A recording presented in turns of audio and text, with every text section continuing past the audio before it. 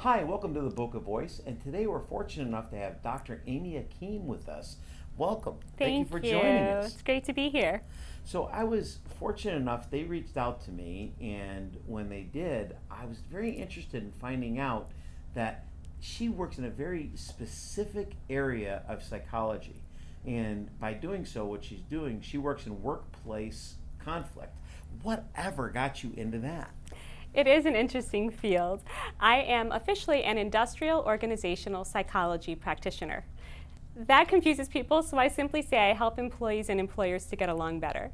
And my grandmother, Muriel Solomon, is the person who introduced me to the field many, many years ago. I was considering either consulting or legal work or perhaps general psychology. And she said, "Wait, Amy," and she handed me a newspaper clipping, and it was about industrial organizational psychology. And this field helps with motivation and goal setting, time management, how you can train people to be most effective, and how you can clear the lines of communication so that there isn't conflict in the workplace. And that's right up my alley. So when did you start doing this? I graduated with my doctorate in 2002. And I've been working ever since. I first started at Office Depot, one of the primary major companies down here, and then was fortunate enough to go out on my own. And Office Depot was my first client, so I was real fortunate for that. And Amy did drop off one of her books, which was one of the on Amazon bestseller, and also where else did it? Well, it was launched through Penguin Random House, and the title is Working with Difficult People. And I'm thankful it was the #1 bestseller for business etiquette on Amazon. It held that spot for a while. Congratulations! So, thank you. That's awesome. So tell us a little bit you. about the book. So the book, so we were talking about my grandmother not too long ago, so she actually wrote the first version of that book. And I was very young at the time, it was 25 years ago or so, and I remember helping her with the index and checking and cross-checking to make sure that all of the facts lined up and how to research and forward.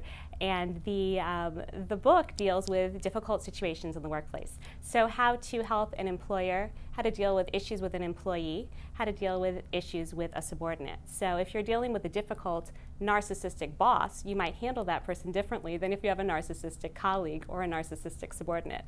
So it's a straightforward how-to guide on how to help employees and employers get along better at various levels.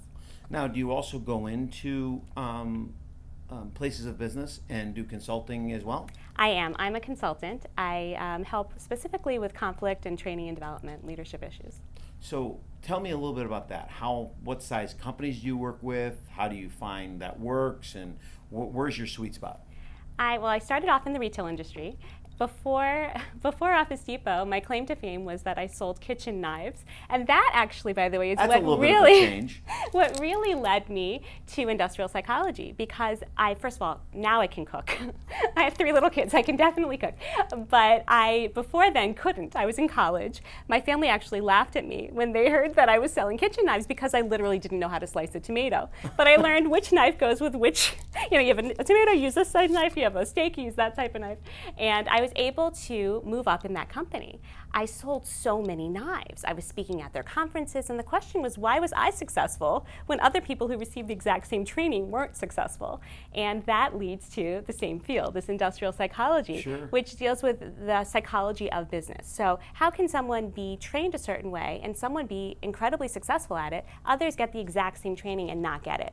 And it deals with motivation and goal setting and really understanding the people you're training so that you're able to most effectively get what you want and need from them, and they, of course, get their job done. So I'd like to take a look at it from 2 different angles for a second. So from a management standpoint, when you look at it and you're looking at different team members and you're looking at the team members, how do you look at it from a management point of view? You feel like you have a good team member and it's a good employee, but yet they have a lot of things going on in their personal life that seems to be bleeding over into work, right? So, but you don't want to dig into their personal life too bad because you feel like you're intrusive, right? So how do you kind of manage through that piece with the companies that you help? Well, so a lot of times managers do come to me to ask how they can best get what they need from their employees. And we do have to set boundaries. We need to understand that there is a job. We go to work to do a job. And oftentimes we want to be friends with the people we work with. As a manager, we want to be seen as that friend, but that's not necessarily the best way to operate. There's a love-fear continuum. So a manager needs to be liked or loved, but not to the extent that he or she is not feared. So we have to balance it appropriately. And so if we have an employee who needs a little bit of extra help, then we want to make sure that we're empathetic. We want to make sure that we share that we care. But we also want to make sure that the job gets done. Sure. When I was young at work and had an issue, I remember coming in to the office setting and I had a bad morning. And my boss noticed.